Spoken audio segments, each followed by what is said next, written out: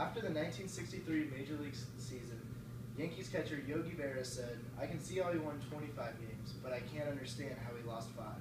He was talking about one of the best pitchers in baseball history, Sandy Koufax. Throughout this speech, I'll progress through Koufax's life, first starting with his early years, progressing into his professional career, and then concluding with his retirement. In the beginning, he was born Sanford Braun on December 30th, 1935, to Evelyn and Jack Braun. When he was 3, his parents divorced, and at the age of 9, his mother remarried an attorney named Irving Koufax, who he took the name of. Sandy grew up playing on the Jewish community clubs and schoolyards in post-war Brooklyn. In his community were comedian Buddy Hatchett and talk show host Larry King. When he was 15, he began to pitch in the Baseball Ice Cream League, where scouts began to take interest in him. After completing high school in 1952, he went on a basketball scholarship to the University of Cincinnati. He accepted the scholarship, and after finishing his freshman season on the team, he decided to play varsity baseball. This decision to switch sports was the pivotal point in Koufax's life. He made his Major League debut on June 24th, 1955, for the hometown Brooklyn Dodgers.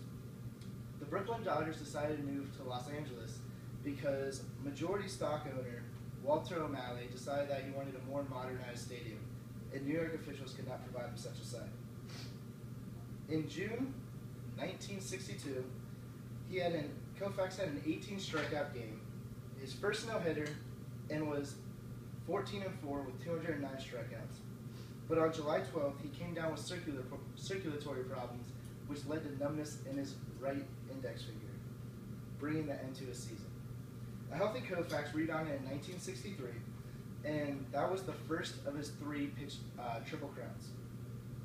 He led the league in wins, ERA with a 1.88, and 306 strikeouts.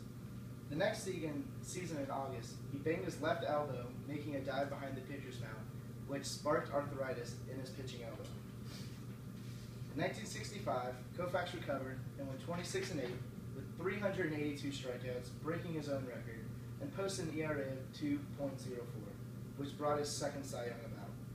Game 1 of the World Series fell on Yom Kippur, which was the most sacred day for the Jewish people. Koufax decided to go and celebrate at the synagogue rather than pitch in Game 1 of the World Series. He pitched the next game, but lost the game. He blanked the Twins in Games 5 and 7 of the World Series, leading the Los Angeles Dodgers to their first World Series victory.